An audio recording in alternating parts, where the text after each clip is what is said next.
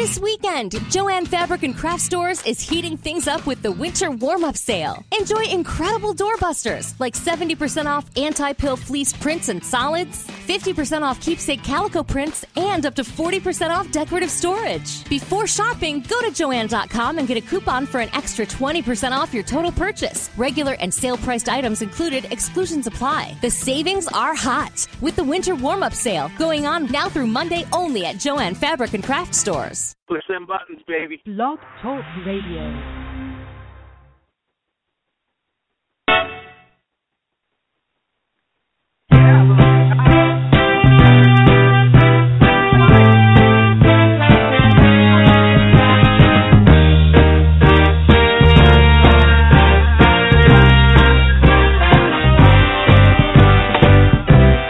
Wake up, sunshine. Open up your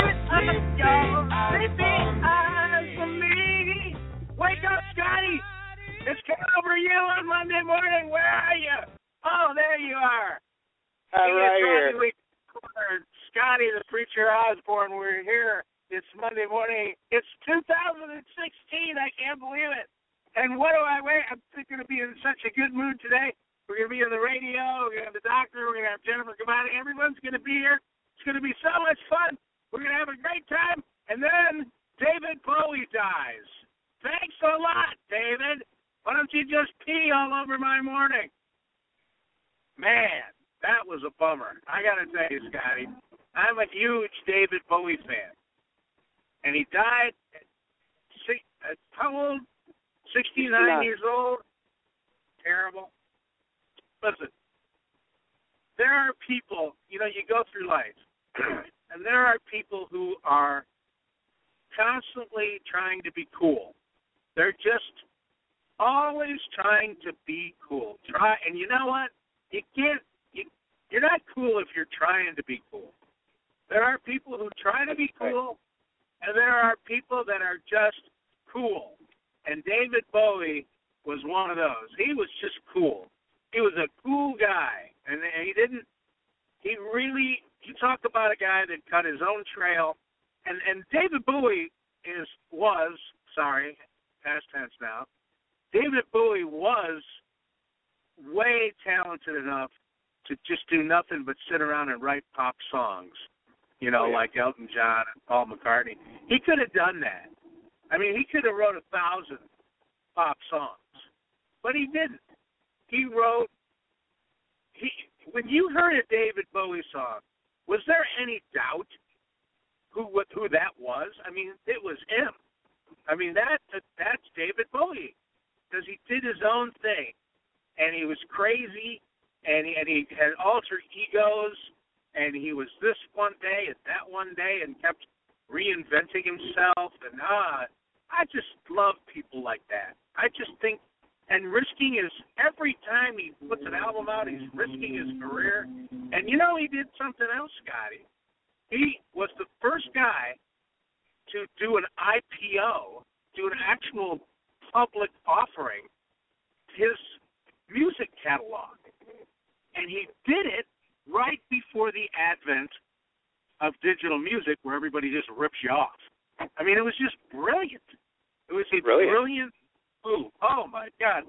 And I don't know. I just thought he was the coolest. And I used to impersonate him. He was a guy that I would impersonate when I did stand-up comedy.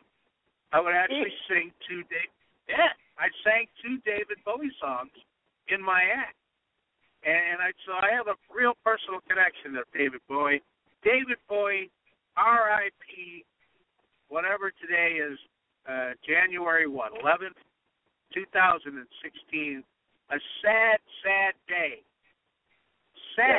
Sad day for the world. Never shall he be replaced. Not even close. Because no one will take risks. No one will take risks with their careers like he would. I mean, maybe Madonna. I would compare only Madonna to him. Madonna would do the same thing. Every time she put out an album, this is 25 years ago, she would reinvent herself, and I always admired that about Madonna as well. But anyway, moment of silence for David Bowie, and all I can say is this. I stumble into town just like a sacred cow. Ooh. So see you later, David, and that's it. Let's start the show. How are you doing, Scotty? Enough with the eulogies. Hey, I'm doing great, and I appreciate it. I was never a big David Bowie fan. I would probably find maybe 5% of those guys that I really agree with the lifestyle. But, man, huge respect for the talent that he had and the ability, and like you said, to be able to reinvent himself over and over again, to do the crazy, to do the outlandish. He was not afraid to jump over something, and huge respect for that. And 15 years ago, on the 11th of January, I lost my mom. My sister just called me right before I talked to you on the phone and said, "You know what today is?" I said, "Yeah." She says, "It's 15 years." I went, "Oh, my goodness, I hadn't realized that." So we will never forget the day that David Bowie died, on the day that Mom died. And 1 year ago, my dad died. And 1 year, on the 11th? No, he died about a year and 3 weeks ago, but I'm still... Oh, okay. I still can't get over that. I don't know why. Yeah. Not easy. Not easy. There's still, today will be a long day. I'll tell you when you really go to missing my mom is when my dad's being stupid. Because my mom was always really good at saying, "Larry, quit." But anyways, crazy times going on right now, Rodney, in the political world. It's insane out there. It is, but there's something more important. Well, go ahead. Say what you were going to say. I didn't mean to butt in. I was just going to say, for political junkies, we're on, straight heroin right now. Well, is there any other kind of heroin, Scott? Really, you're the gunrunner, not me. I tried it. There's a couple of things. I've been really on basically a rampage. And tell me when the doctor comes on, because I got to bring him on. I've been on a rampage, as Archer would say, because I tell you, last time I went to start a third party, I was going to call Jennifer Lawrence's dad, Crazy Mr. Lawrence, and I was going to start a third party because I was so mad. And you talked me out of it.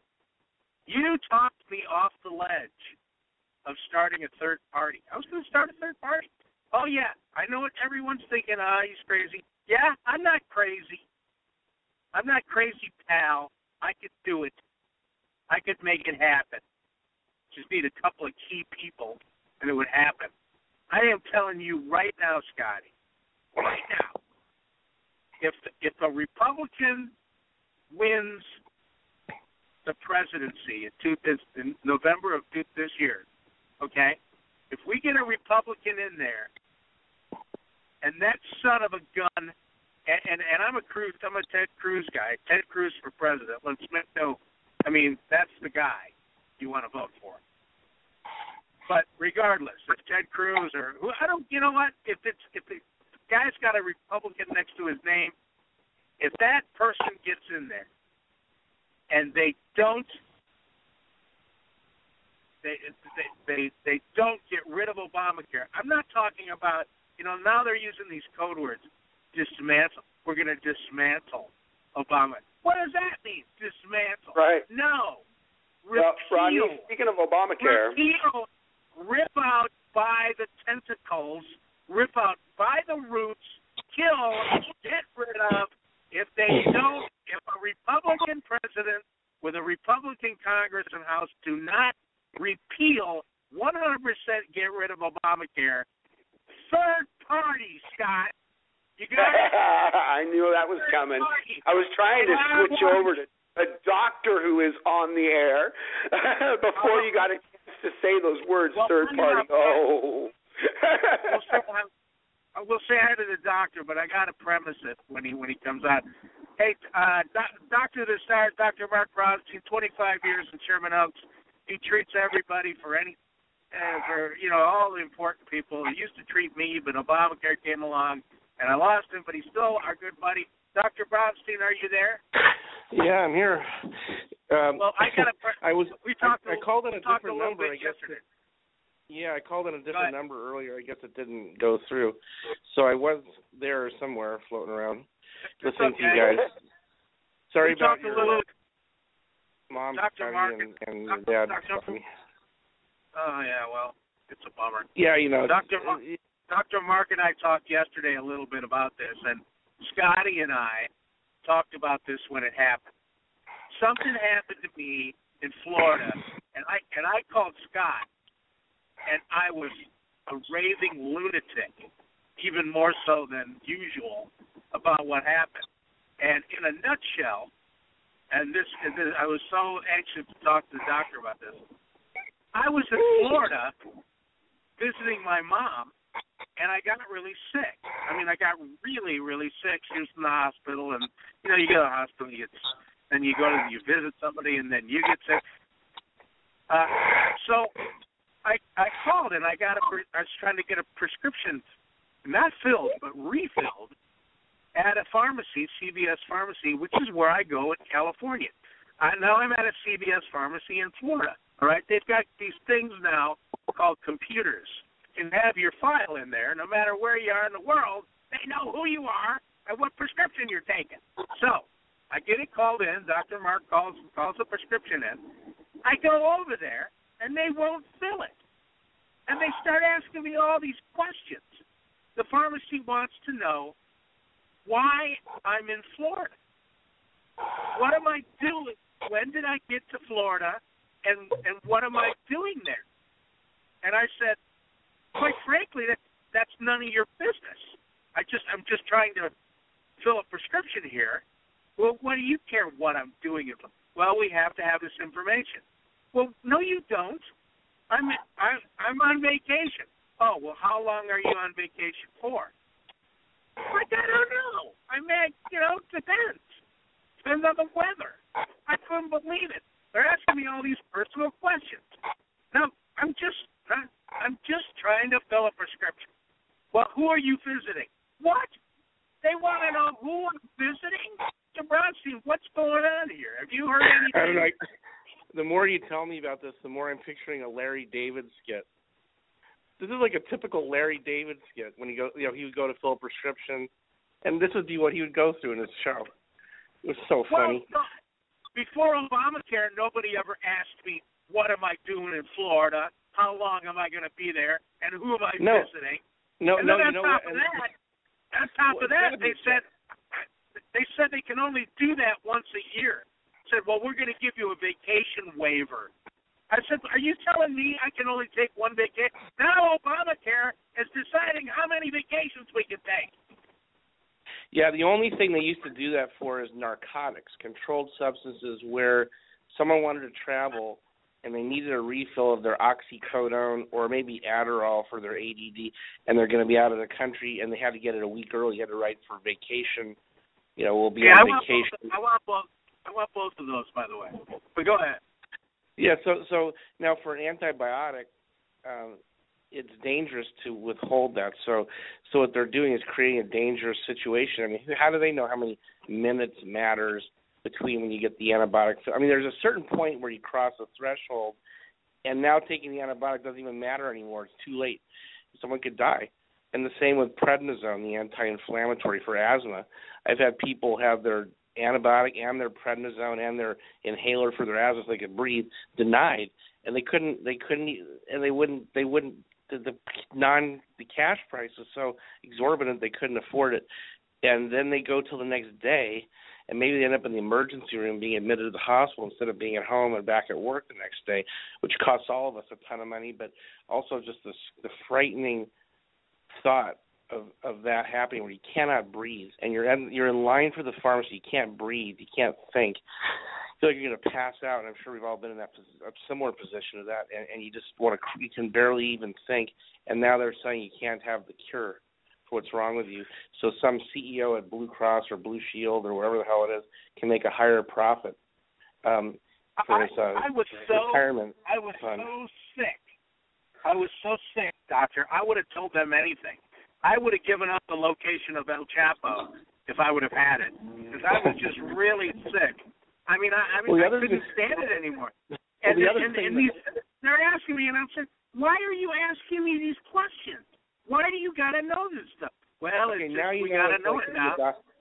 All right. Now if you go give this speech to everyone in the country, you'll know what it's like to be a doctor. The feeling of being a doctor is exactly the feeling you went through. That's my everyday experience since Obama was in office, and prior to that, with the advent of HMOs, which I abandoned as soon as I could, because I thought they were unethical, and they are unethical. You know, making a profit at the cost of people's lives. I don't believe in that, and so I believe in making a profit to help people's lives get better. I don't believe in making a profit to deny medical care. I think that's evil, and it's at the root of HMO medicine. It was at the root of Kaiser, the way they used to practice. Now they're doing better, not great, but better. And all these big medical groups that they have this their mission statement to make somehow some lie about making your life better. It's not about making your life better. I've been to all these meetings. It's about making your life. It's about not killing too many people by accident while making their lives better financially. That's what that is. And I don't believe in that. It's private practice. That's why I do it. I don't know if you were on hold or where you were when I was ranting at the beginning of the show, but I will tell you this. I'll tell you this right now. And you know what a big Ted Cruz guy I am. I would be remiss if I didn't mention it. I'm a regional director in California for Cruz 2016. So get out there and recruit people. Get out there and give this guy some support. Ted Cruz is the guy. Okay, that's all I'm saying. Now, having said that, I, of course, will support any Republican that is running against Hillary Clinton. So, if the Republicans get the White House, if they win the White House and they do not repeal Obamacare immediately, I'm not saying dismantling, I'm not saying tweaking, I'm not saying improving, I'm not saying this and that. And if they fund Obamacare for 2 seconds, guess what? Third party, no more Republican Party. That's it. And no Dr. Bronstein and no Scott Osborne are going to talk me out of it. Because these bastards have been saying they're going to repeal Obamacare since 2010, and now here's the chance. They've been able to defund it the whole time. The House of Representatives is this turncoat Paul Ryan and John Boehner and Mitch McConnell, all these so-called Republicans. To hell with you. That's what I say. To hell with you. Get on the program. Get on the stick. And let me tell you something. I love a lot of the things Donald Trump is doing right now, but he ain't going to repeal Obamacare. Donald Trump is not going to repeal. He wants a single payer. And you know that it's not going to happen. You're not going to be able to turn Obamacare into a single payer, not with a Republican Congress. So that ain't happening. Repeal Rodney, Obamacare. you're the one that taught me that. I felt that the Republican Party kicked me in the teeth when I started to vote Republican, and which was 10 years ago, and conservative. And I feel like I've just been kicked in the teeth over and just crawling up from my hands and knees, scraping off the dirt and getting kicked again in the teeth by the very people that promise salvation from the Democrats. The Democrats are doing, like you're the one telling me, the Democrats are doing what they say they're going to do. It's the Republicans that are screwing everything up. They're not doing what they said they were going to do. Right. They're lying. Yeah. Democrats are honest. So picture my position. First I go from 45 years of left-wing liberal Democrat and everyone I need. Now I finally see the light. See the light that the Republican Party is much better and the Conservative Party much better. Only to get kicked in the teeth in my own profession. Affect to the way it affects me to the core, when I go to the bank, to when I try to buy something, to when I try to raise my kids. It's killing me. They're killing me. They are killing my career, not the Democrats. Yeah, let me ask you this. Since the Republicans took over in 2010, and as I said, when you take over the House of Representatives, you take over appropriations, which is a fancy way of saying spending. Every appropriation or tax bill or spending bill, it has to originate in the House of Representatives. That's per the Constitution, Article 1 of the Constitution. Now, they got around that somehow with Obamacare, but then the Republican Judge Roberts on the Supreme Court just kind of rewrote it. They said, oh, well, blah, blah, blah. He's got nude Polaroids of me, so I'm not going to say it. And then the House of Representatives, they don't defund it. They, in fact, fund Obamacare. On October 13, 2013, they funded it. And then January the following year with the Ryan Murray budget, they fully funded Obamacare through, get this, through the year 2016. In other words, until after the election. Obamacare is fully funded. By who? By Republicans. By Republicans. Fully funded. What is wrong with these bastards? I'll tell you what's wrong with them. They love Obamacare because it's the greatest political issue since Watergate or the Vietnam War, and they just are pounding over the Democrats over the head with it, winning elections like Frank Pence of the American public. They are a bunch of liars. Now, I'm not saying all of them. You got your Trey Gowdy as well. He's even going nuts lately. You got your Louis Gohmert, you got your Mike Lees, you got your Ted Cruz. I mean, there's some good people there. Don't get me wrong. But there's way, for every one of them, you got 5 Marco Rubios and John McCain's and Paul Ryans. I'm sick of it. I am sick of cheering these guys on, people giving them their money, the grassroots rising up out of nowhere and getting these guys swept into office in these landslide historical victories. And what do? They turn tail and F you in the A. Excuse my language, but like you say, kick you in the teeth. And now, all we got to do, we just got to get the White House, Dr. Mark. As long as we just get the White. Let me remind you what happened last time.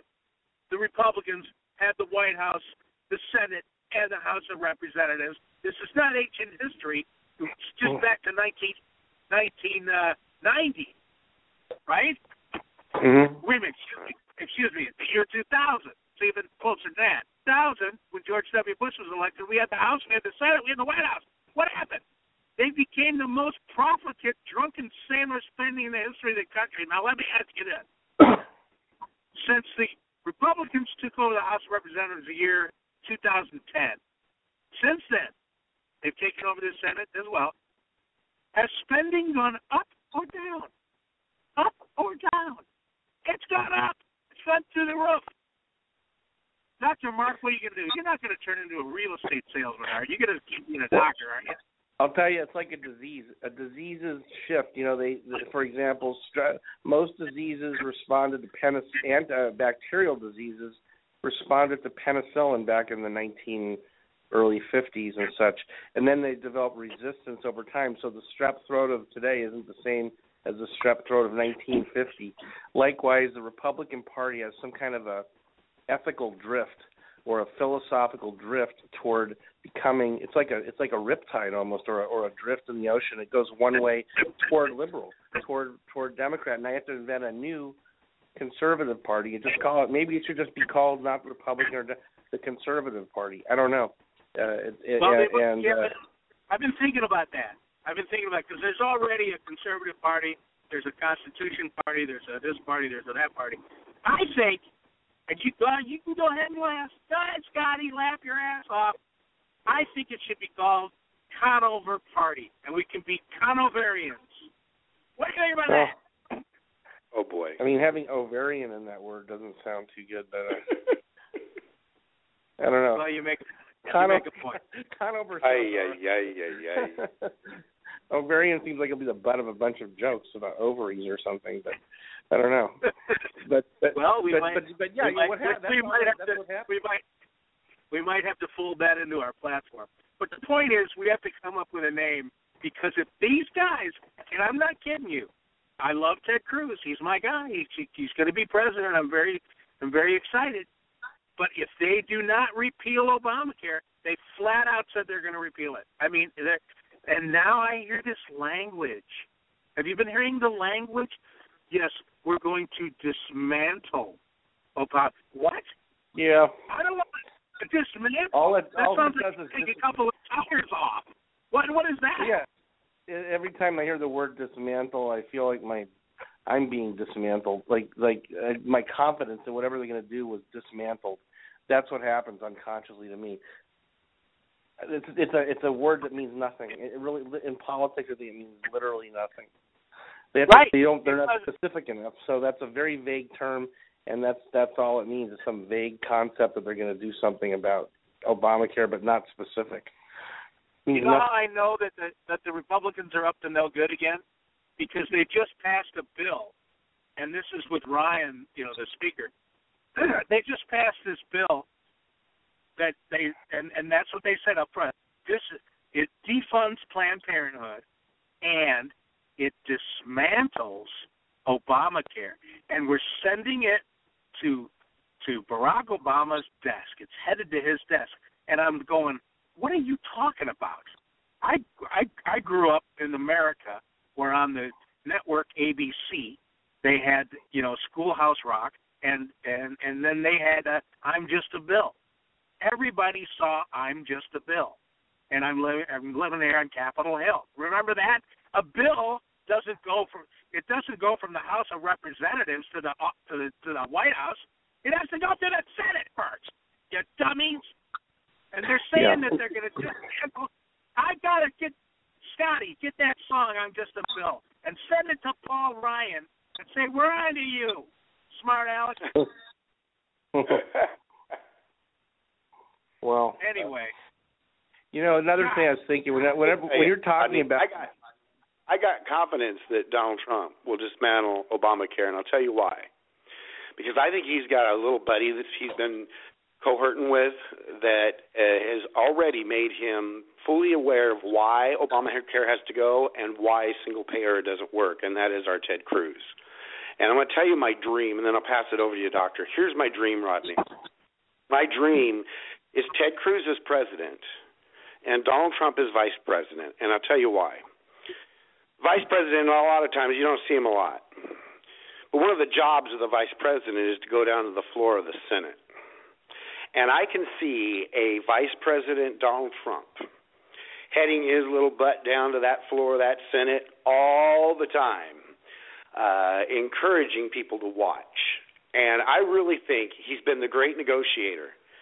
I think Ted Cruz as a president and Donald Trump running the Senate, I think we could actually totally demolish Obamacare and do a few other things that I think Ted Cruz would like to do, like get rid of the Department of Education, get rid of the IRS. I think a lot of those would be accomplishable with the great negotiator as vice president. So with that, I'll pass it back to you guys. Keep yakking. Oh, I agree with you completely, Scotty. That's how I feel, too. Well, that would be interesting. Combination. That would be interesting to see that ticket. They certainly do get along really well. I mean, certainly when you consider how Trump, kind of doesn't back down, which I love, doesn't back down going after the Republican nominees. And you'll notice he doesn't do that until he's attacked first, which I also love. I mean, if they leave, stupid goofball from Kentucky, Rand Paul, shouldn't his name be the other way around? Shouldn't his name be Paul Rand? It doesn't. Rand Paul doesn't sound right. Anyway, oddly enough, in a really sad case of irony, he is an eye doctor, and yet he can't see his own hair before he leaves the house in the morning. Kind of weird, if you ask me. And then the name. And then in the first debate, he comes out and he goes right after Donald Trump. What are you doing? Donald Trump is a man of the world. Do you know what I'm saying? This guy's been around. Yep. I think he's been in a bar fight or two. You know what I mean? I think he's been in a heated exchange a little bit more often than Rand Paul. And he goes after him, and Trump immediately just pushes him, puts him right in the waist can. But I see him and Cruz getting along really well, don't you, Doc? Cruz and Absolutely. Trump. They're very I think they're like-minded. I think that Trump has that kind of energy, that personality, more like a Reagan or a John F. Kennedy or even Bill Clinton. They have these big personalities that can drive things forward, and people stop in their tracks when they see those people.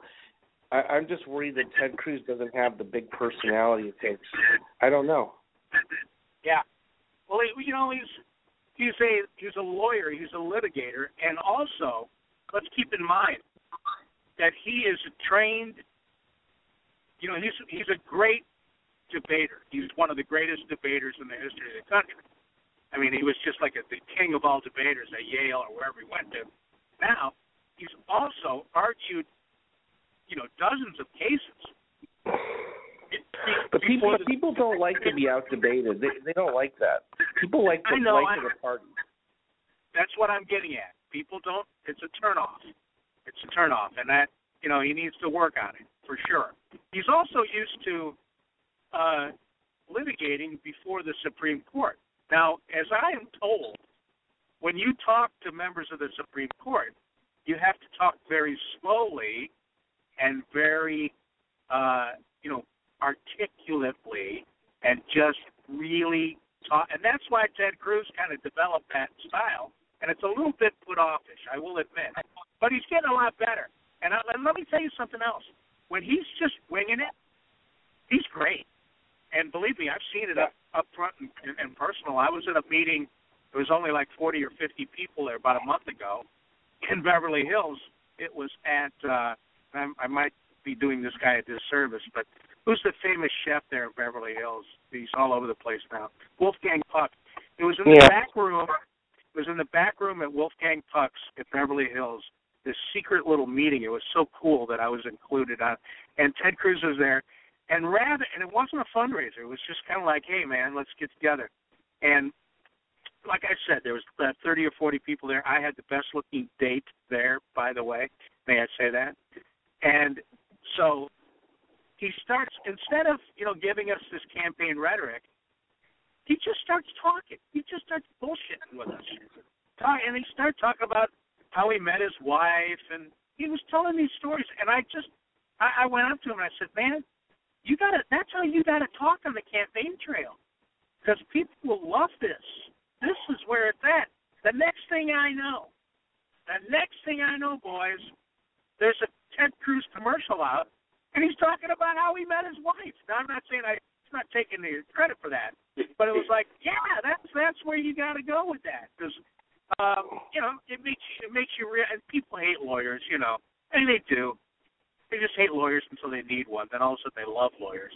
You know what's great about doctors, Doc, is when you get sick, you just like, oh man, I wish my doctor was here. So it's almost as important as your mom, I need my doctor. That's how I felt when I was in Florida. Where's Bronstein? Jesus, I'm all sick over here. Yeah, I feel the same way when I'm sick. It's interesting. That's an interesting thing.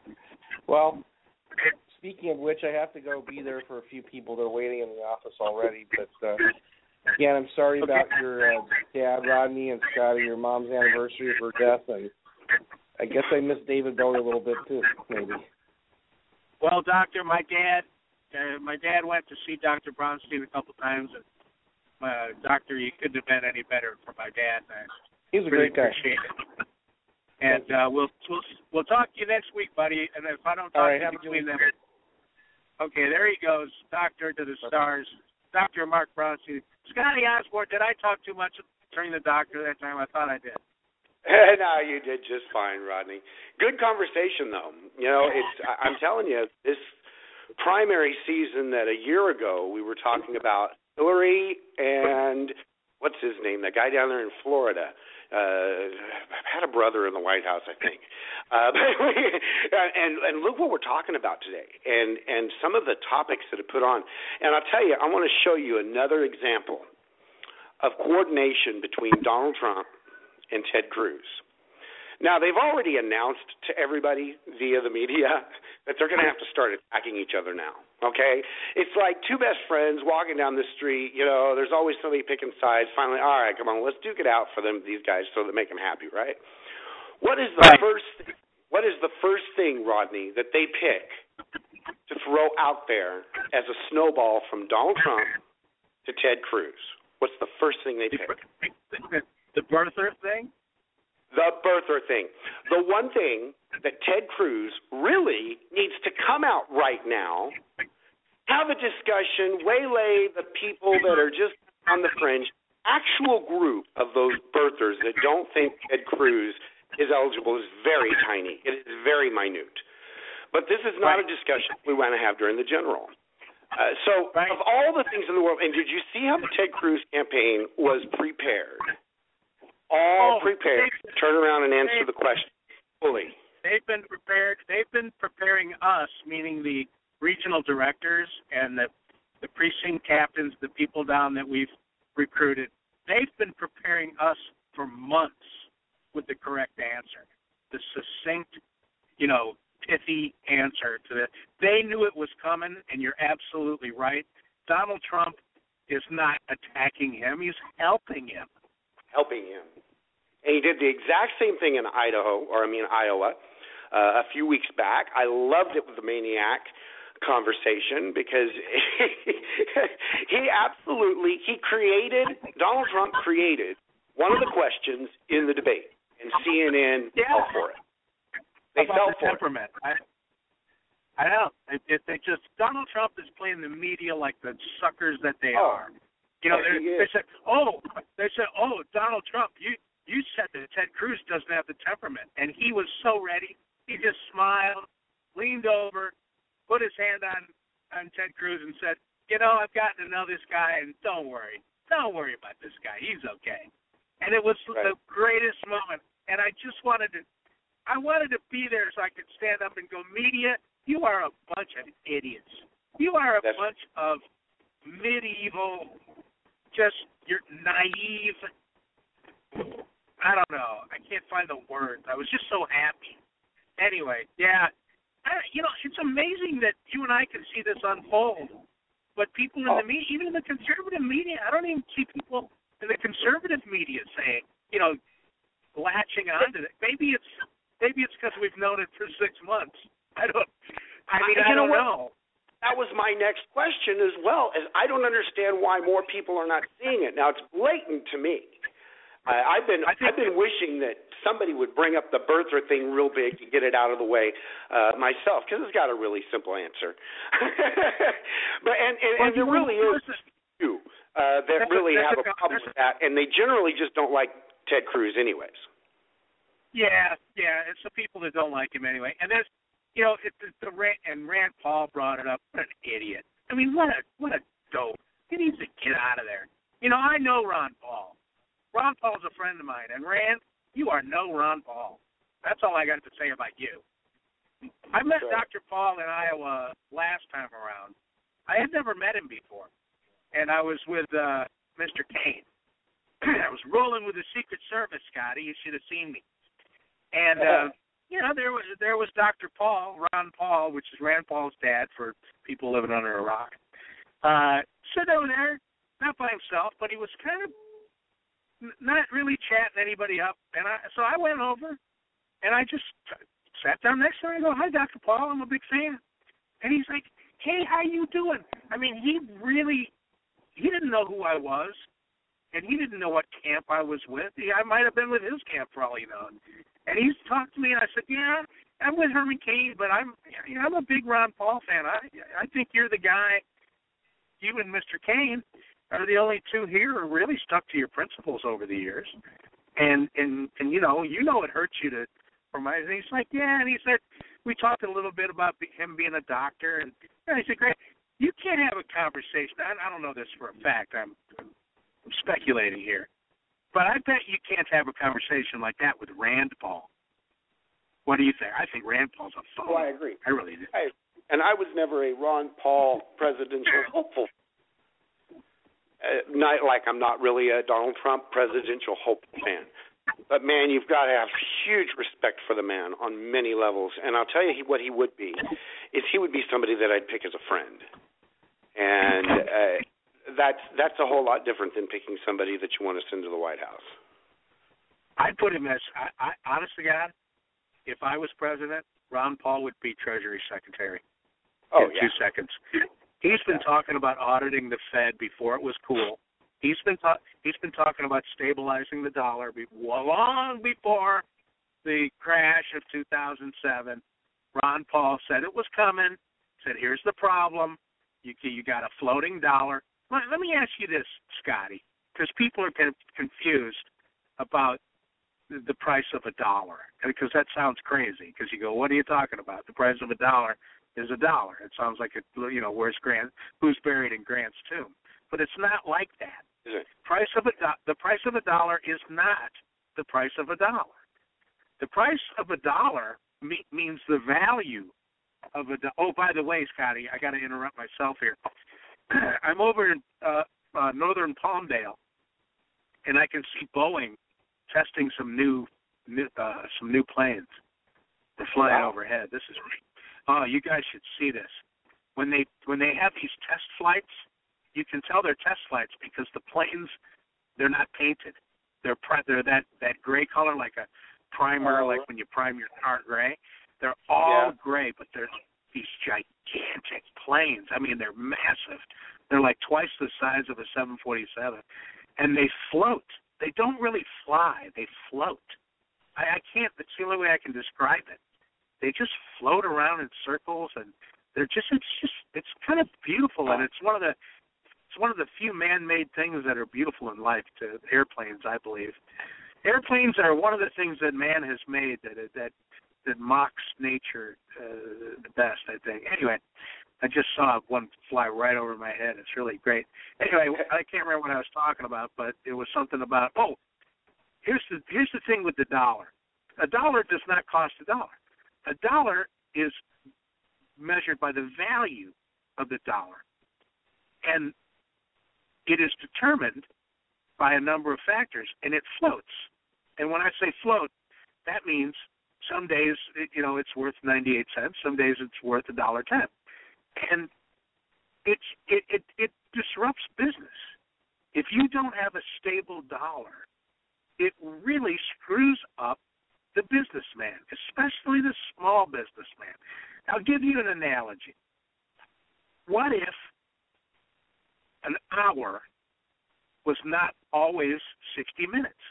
What if the government or some outside entity like the Fed with the government's approval, what if an hour on one week was 45 minutes long and the next week was 2 hours long? You couldn't do business, Sky. I mean, you wouldn't know how to hire people. You wouldn't know what basis to hire them on. You wouldn't know when to open your doors. You wouldn't know how to market to your customers. Hey, we're open from 9 to 5, or hey, we're this, we're that. You couldn't do. You could. You'd be in business still, but it wouldn't be as effective. You'd be less competitive, and yet that's what we do with the dollar. We tell meaning the government, through the Federal Reserve, tells people what the dollar is worth. It floats, and the reason it floats is because it's not based on anything. It doesn't have a standard. And I'm not all about the gold standard. I don't care about that. Let's just find a standard and stick to it. Because if you do not stabilize the dollar, you give the Federal Reserve the power to screw everybody, and they've been doing it for 50 years. Now, the economy goes up and down. There's nothing you can do about that. You can try all you want to stabilize the economy. There's going to be good times and bad times. And both, believe it or not, in a capitalist society, both are good. Good times are good for obvious reasons, and bad times are good. Why are bad times good, Rodney? I'll tell you why. You need to have a recession every once in a while because it makes you stronger as a nation. Because when there's a recession, businesses, large and small, take a good introspective look at themselves, and they ask, do we really need this product line? Do we really need this extra building? Do we need all these employees that are terrible workers? Do we need an extra secretary? Do we need to? And they start cutting the fat. That's what happens in recession. And you know what? You think, oh, well, that's cruel. because Rodney, you want to fire a bunch of people. Well, you know what happens to those people that get fired? They either learn their lesson and start working harder, or B, they start their own business. I can't. You know how many businesses in this nation have been started by somebody that got fired and said, well, screw you, I can do it better than you. They start their own businesses successful. Happens all the time. I mean, you hear about it constantly. I got fired from IBM. There's a good, what's his name that invented Microsoft? What's his hell? Help me out here. Gates. Bill Gates. Yeah, he was with IBM. And he went out on his own, started Microsoft in 1977 with that other dude, Paul Allen, whatever his name is, and boom. The next thing you know, everybody has Windows. Do you know that IBM could have had Windows? I mean, they said, nah. You know, they said that the personal computer was bullshit. Nobody's going to want a computer for themselves. Of course, this is back when the Cray computer took up a whole room. But anyway, my point is this. Everybody can understand fully the effect on America if the government told you how long an hour was and it changed all the time. It would be terrible. Well, they do the same thing with the dollar. And it's just almost as devastating. And what happens is the middle class gets screwed because during good times, the big business really makes out well. But the Federal Reserve uses interest rates, you know, to slow down the economy, to slow down growth, and it stifles wages.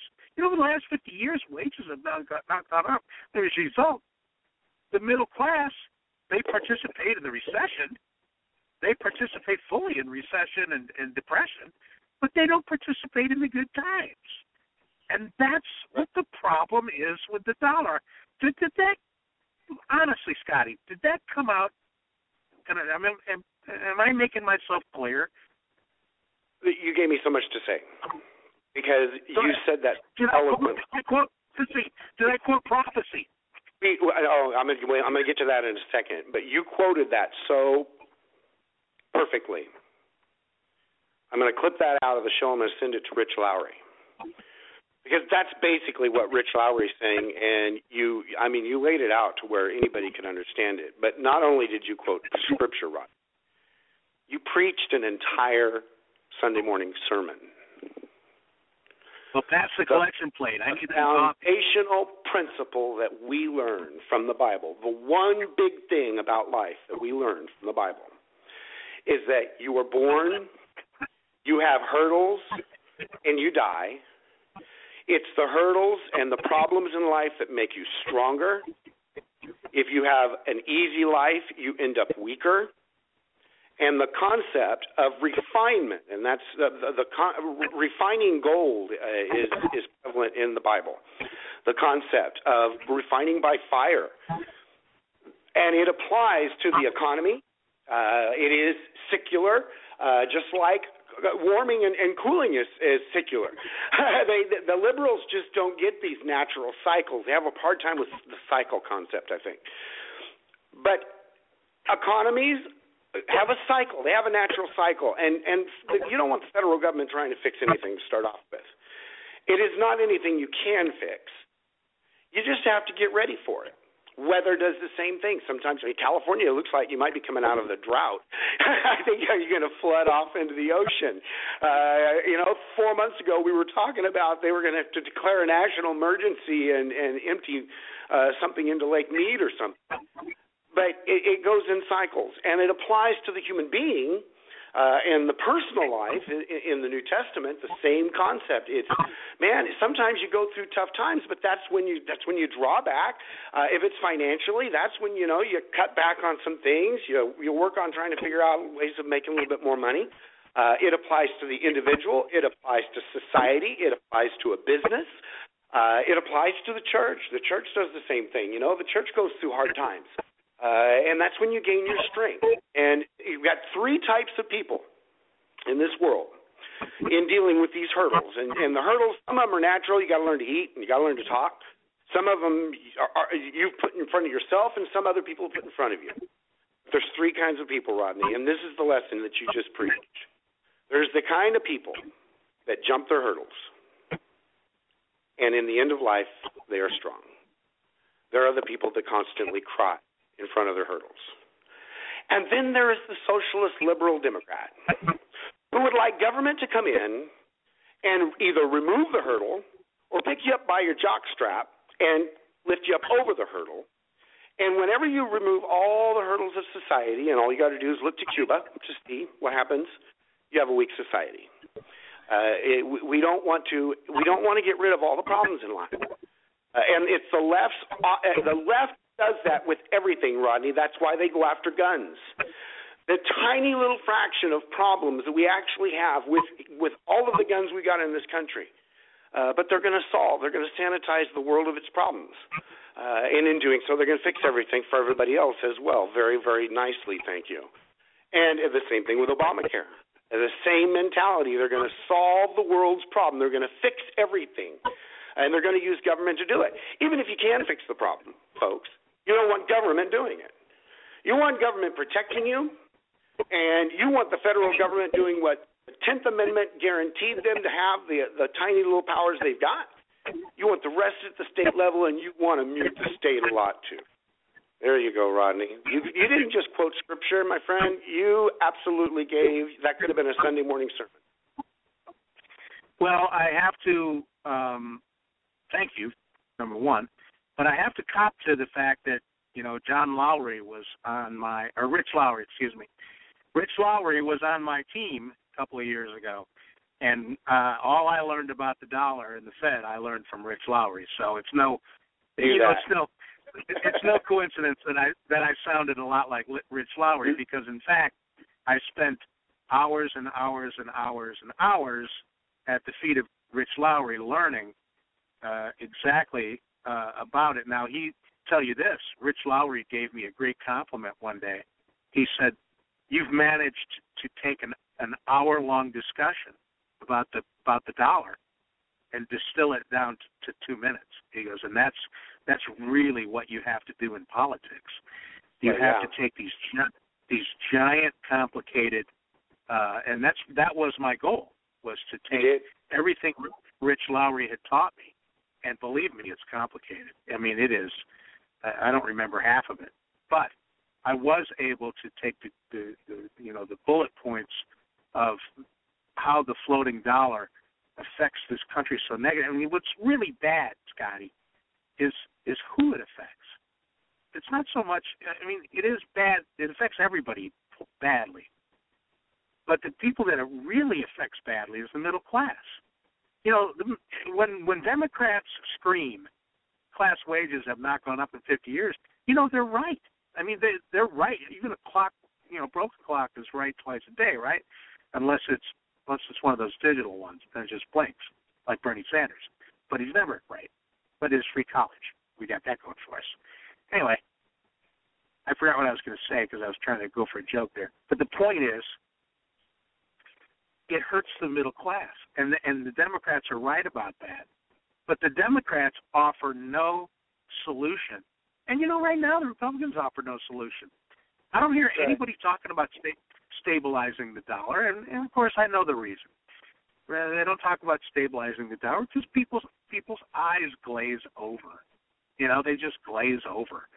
And I don't blame them, man. It's a tough subject to tackle. But let me tell you, if you're unhappy with the amount of money you're making per hour, do you know how many, there's a lot of women in the workforce. And I've always said, if you're a woman and you want to work, get out there and work. Have at it. But I'll tell you what, if I was a woman, I'd find a man and not work. I'd have kids and raise kids. I mean, I would, if that's what you want to do.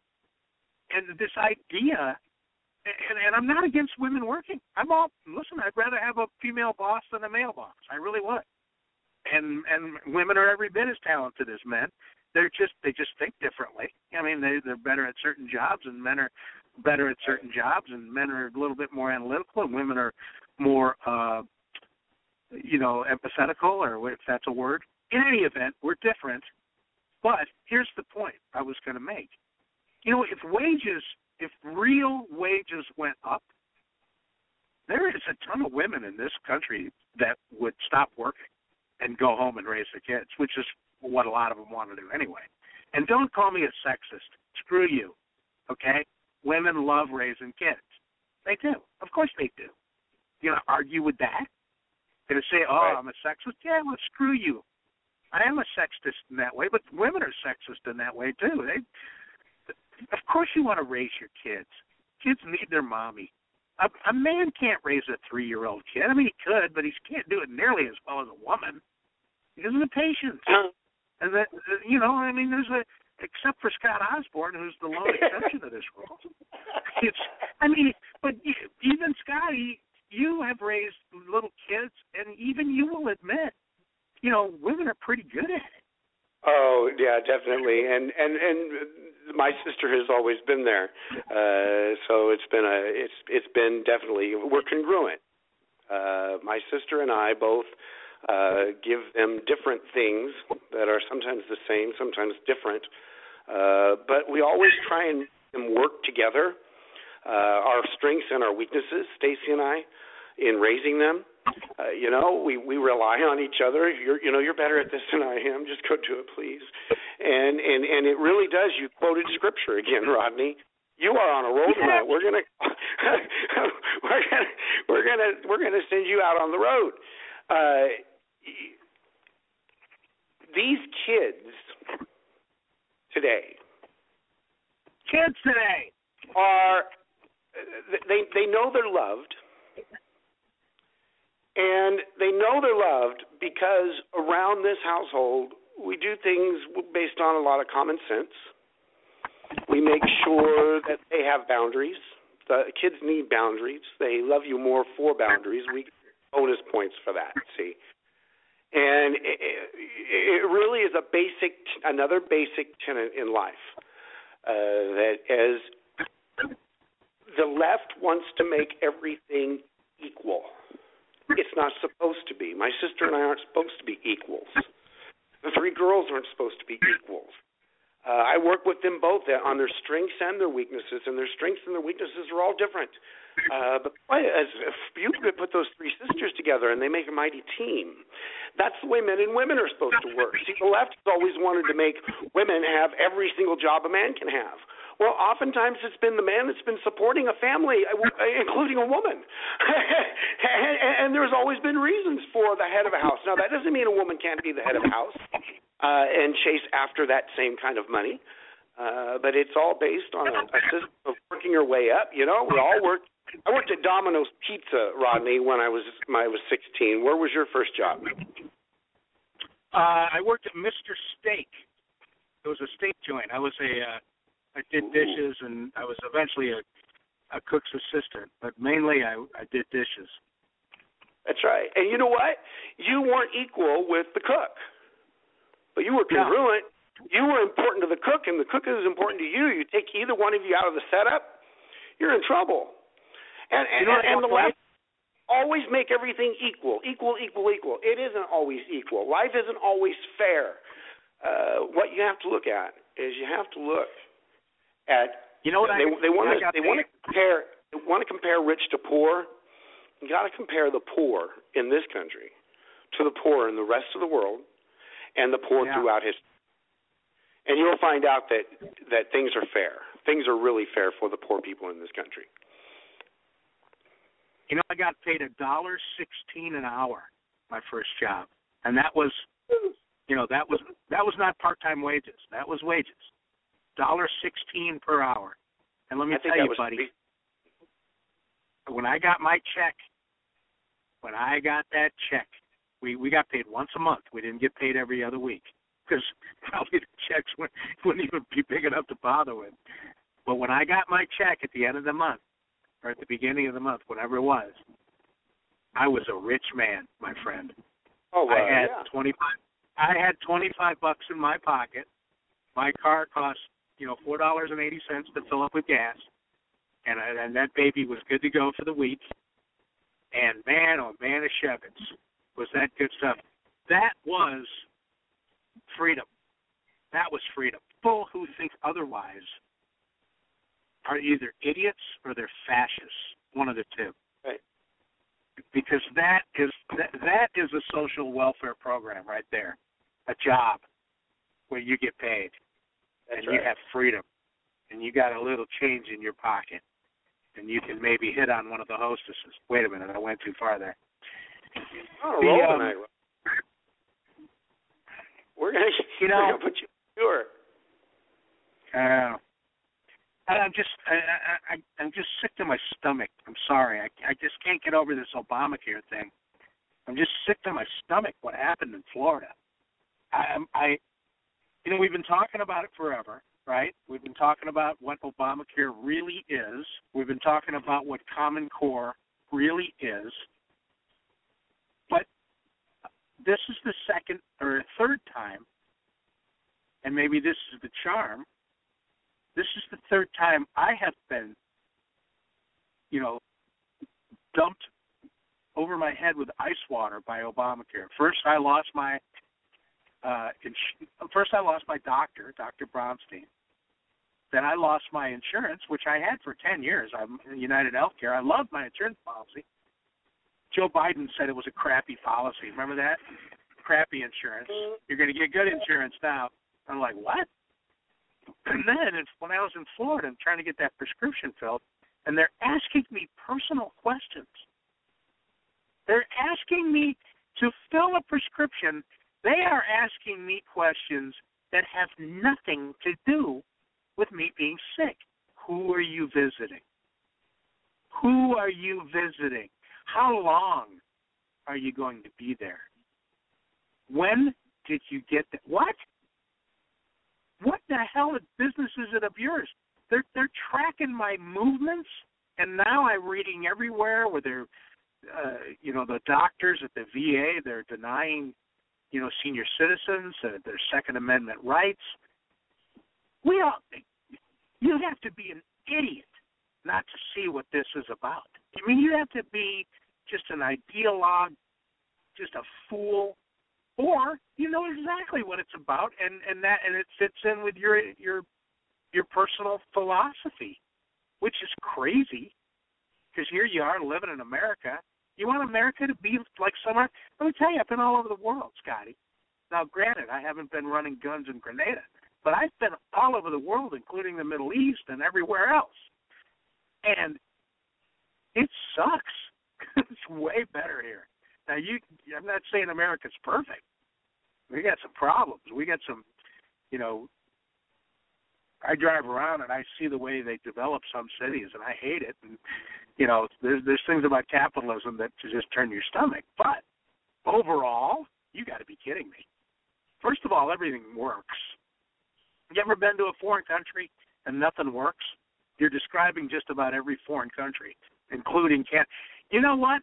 I used to go to Mexico when I was younger, spring break and all that. You couldn't pay me to step foot in Mexico unless I wanted some, prescription drug for hair growth or something. There's no way I am going to Mexico. That place is a hellhole. You want to, we're so proud of their culture. Nobody's proud of their culture down there. They want the hell out. And you show me a successful Canadian, I'll show you an American. Oh, Rodney, you're just a rah-rah patriot. Yeah, I guess I am. I guess I am a rah-rah patriot. And what built this country?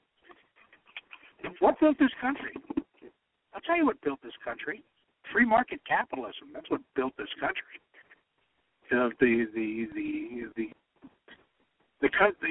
Being allowed to fail is just as important as being allowed to succeed. Am I right? You don't send a kid out there let's say they're playing tennis or they're on a volleyball team or some sort of sports. You don't send them in there with a guaranteed trophy, okay? You send them in there with the ability to fail, to fall flat on their face. Because that is way more important than getting a trophy for winning. Don't you think? Am I off here? You are exactly right, Rodney. It's wonderful to win trophies, and it's wonderful to make goals and achieve them. But it's far more important to lose. You learn a whole lot more from losing growing up. And again, you brought up another one, and they all fit the pattern, whether it be Obamacare, Second Amendment, Common Core is another example of where there is a mentality of on the left of if they remove all the hurdles, if they make everything fair, then everything will be all right. And so they want to make everything equal. They want to make every single child on the face of the earth learn the same thing, so that everybody's got an equal chance. Which it does the same thing as Obamacare. It stops a teacher from being able to teach, just like Obamacare stops a doctor from being able to be a doctor. You know, Dr. Brownstein sometimes brings me almost to tears, Rodney, because I hear within his voice so often, he just wants to be a doctor. You know, he just wants to do what he knows how to take care of his patients. He just wants to get in there and heal them. And we're destroying that. Obamacare is destroying that. Common Core is destroying its own thing. You know, of course, the Second Amendment issues have been going on for a long time, but it's nuts. You're preaching tonight, Rodney. Buddy, I'll tell you something else. The three things I wanted to talk about, actually just two things, and one I've already talked about, and that is if they don't, I'm telling you, Scotty, get ready because I'm not listening to you anymore. I'm cutting you off. If they don't repeal Obamacare, if a Republican gets in the White House and they do not absolutely tear Obamacare out by its roots, I'm not talking about dismantling. I'm talking about getting rid of it. I don't care if it's by executive action. I don't care if it's by congressional legislation. I don't care if it's by voodoo. If they don't get rid of Obamacare, Scotty, third party. And I don't want to hear any arguments from you. I don't want to hear any of your lip if they don't repeal Obamacare 100%, okay? And that's the truth. Now, I can make you, number two, you heard that. I know I didn't quote scripture there, and I'm not angry, and I'm not mad, and I'm not disappointed that you talked me out of it last time. It was the right thing. You talked me out of it. But you're not talking me out of it this time, pal. I'll be on board with you, Rodney. As soon as you show me we can win. If there's a path to the win, I'm all for it. Okay, well, here's the second thing. Now, we've talked about this, and Donald Trump was questioned on this many, many times about will you support the Republican nominee no matter who it is? Will you support the Republican nominee no matter who it is? I got to tell you, I'm rethinking that. Now, you got to hold on here because I got to order breakfast, okay? Everyone's going to hear me order. I'm going real healthy today. Listen to this one. Hold on. Good morning. Thank you for choosing us. May I please hold? Sure. Thank you. They put me on hold. Here's my second thing. Not only am I going third party, full retard third party, if they don't repeal Obamacare, and I'm talking about right away. I'm talking that thing will be repealed by March of 2017. Hold on a second. I will have the Polish sausage and eggs breakfast sandwich. Polish sausage and breakfast sandwich. Anything else? No tomato. Okay. And light on the mayonnaise. Anything else? And a coffee. Coffee. Yeah. Regular decaf. Regular coffee, just black. Anything else? That's it. Okay, so we have one Polish sausage and egg breakfast sandwich, easy on the mayo, no tomato, with black coffee. Is that correct? That's correct. Thank you. Under the window. Okay, that's the breakfast of champions right there, pal. Polish sausage and eggs. Anyway, here's my second thing. I'm rethinking this. Support the Republican nominee no matter what. I know that you're going to be mad at me for this, but I'm rethinking it. And I'll tell you, I'm going to come out with an article at Joe for America. I would be remiss if I didn't mention to everybody, you got to go to joeforamerica.com today. There are so many awesome articles up there. You're gonna just fall over. I wrote, this guy named Baron von Goenhoven, I almost said me, wrote an article about what might be an imminent, believe it or not, of Hillary Clinton. I mean, it's like really well laid out. I know you think that's crazy too, but go to joeforamerica.com and read it. I'm beginning to rethink this thing. I do not know why we would support Jeb Bush if he gets the nomination. And I'll tell you why. The last time there was a Bush as president and a Republican Congress and Senate, they laid the foundation for Harry Reid, Nancy Pelosi, and Barack Obama. Let me say that again. The election of George W. Bush in the year 2000,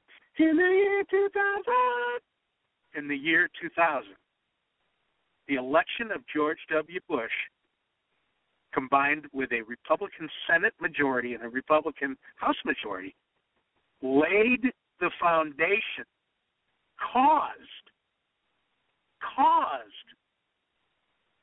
the rise to power of Nancy Pelosi, Harry Reid, and Barack Obama. Now, Scotty, disagree with me on that. Try to disagree with me on that, because that's what happened. You know what, Ronnie? 5 years later. Now, I would never vote for the other side, and I would always vote for my own side. But I will say this, and you're quoting Scripture again, and it applies to what we're discussing, and it also applies to the church. Sometimes it's better to lose.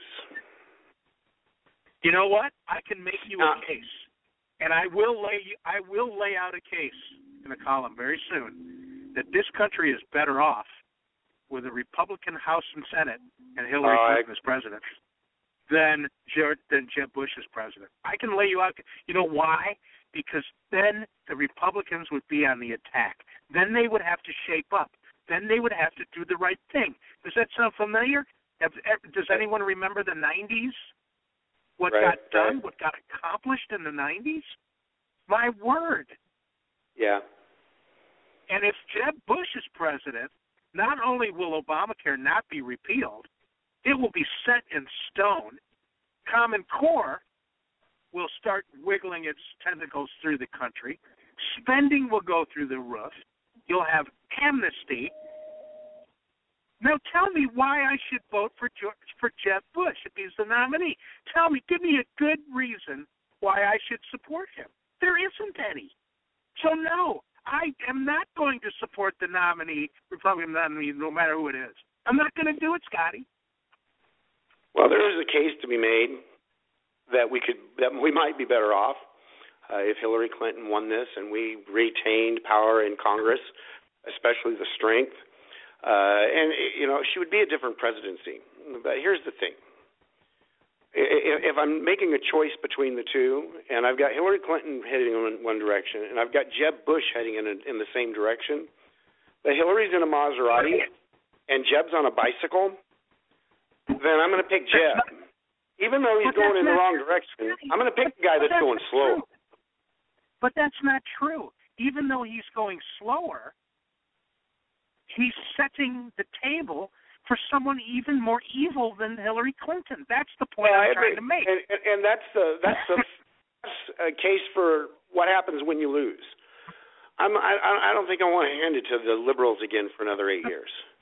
They're too used to using executive orders. I think you've got to get somebody in there. Listen, Jeb Bush has always been at the bottom of my ticket. Bottom, at the very bottom. But I will say this about Jeb Bush. Jeb Bush's record is a social conservative and an economic conservative, and that of one of a very progressive liberal when it comes to sovereignty issues. That's why he's talked on Common Core. And I'd much rather have Jeb Bush going slow than Hillary Clinton going where we have no idea. We had no clue Barack Obama was going to take us this far. Who knows how far Hillary could take us? And we'll strengthen our majorities. We might get bulletproof majorities in the House and Senate if Hillary is elected. Can you imagine? I agree. Can you imagine the election of 2018? Can you imagine that election if Hillary's president? My God, this country will rise up and make the House and the Senate 100% conservative. I'm not talking about Republican either. I'm talking about conservative. Get in there and really, really start fixing things and get after her and force her hand, just like Newt Gingrich did with Bill Clinton. Let's face it. all of those things that Bill Clinton took credit for, that was a conservative Republican majority in Congress that did every single one of them. And if you don't think Hillary wants that same legacy, you ain't been paying attention. I'm not talking about you. I'm telling you the royal use of the word you. Hillary wants, more than anything, a legacy. She wants her turn. And if she had a Republican Congress, that would be best for her, too. Because then every good thing they did, she could take credit for. The economy comes roaring back, she takes credit for it. The budget that gets balanced, she takes credit for it. Welfare reform, immigration reform, she takes credit for it. And let me tell you what's going to happen. If Jeb Bush, you say that Jeb Bush will be on a bicycle and she'll be on a Maserati, I disagree wholeheartedly. And the reason I disagree is, you don't remember the years 2000 through 2005? Do you think that George Bush was on a bicycle? They were the most prolific spenders, creators of debt and deficit country has ever seen. They were number one. They didn't reform entitlements. They invented entirely new entitlements. They were in a Maserati, Scotty. He was not on a bicycle, and Jeb Bush won't be on a bicycle either. Maybe he won't be on a Maserati, but he's not going to be on a bicycle. And you know what it's going to set the stage for? You think Barack Obama's bad? A Jeb Bush presidency, a disaster, in my opinion, because he's going to let these Republicans run wild with their spending and their crony capitalism. And we see it right now with the Paul Ryan budget. You don't have to look any further than the Paul Ryan budget, okay? What in dollars and spending? My God, these are the guys that are supposed to cut spending. What is going on here? A Jeb Bush presidency would lay the foundation for Bill Blasio to be president, okay? That's what it would lie, or Bernie Sanders. That's the foundation Jeb Bush would like. So this is my reasoning for not supporting him. And I'm not, I'm just bringing this up to get your reaction. Well, and boy, you make a strong case, Rodney, and I do. And it's why he's always been at the bottom of my barrel by a long shot. And when you look at the Clintons, that is a big difference between Hillary and Barack Obama. I don't think really Barack Obama's cared about his legacy. I really don't. You can't, because he's done some things that are going to really end up backfiring after he's gone, and he's just gone that way. But the Clintons always did, and I always gave Bill Clinton credit as a Democrat. He was no Barack Obama by a long shot, and I had some issues with the direction he took the morality of this country and the national security ramifications that he could have involved this country in. But he really did let the Republicans be strong and guide the economy. He was pretty bright. When he was elected in 1992, he had a Democrat Congress majority, Republican Senate and House majority Democrat. Bill Clinton came in 1992, became president. What did he do in 1993? They passed the largest tax increase in the history of the country. So I don't know. Honestly, I don't know what you're talking about in this one. They passed the largest tax increase in the history of the country, and they tried to illegally pass socialized medicine. Okay, so right out of the gate, Bill Clinton was every bit as bad as Barack Obama. Maybe, we weren't talking about trillions back then, but it's all relative. The same thing. Largest tax increase in the history of the country, and passing socialized medicine illegally. Hillary Care was illegal. That's why it didn't get passed, if you'll remember. So I don't buy this Bill Clinton thing. In 1994, the American public stood up and was another historic election, swooped in Newt Gingrich and all the Republicans. It was unbelievable. But that was in reaction. Hold on a second. I got to pick up my eggs. Yes. Woman just called. She just called me a Polish sausage, I think. Anyway, so I don't know if I agree with you on that one. I think Bill Clinton left to his own devices. He had huge issues, but if you look at his whole presidency, I'll tell you, next to Barack Obama is no administrator. He's no executive. Bill Clinton, at least, and when it came to the protocol of being an executive in an office, he was good at that. And I'll tell you, there's just so many things. He worked with a whole lot more, and he had his big issues. We know he did, but he also got his hand slapped and spent a lot of time really being a whole lot better than what we've had in the last years of Barack Obama, who's just taken it into his own hands and signed executive order after executive order after executive order. And I don't think the Clintons will abuse that executive order quite as bad. I think because of legacy.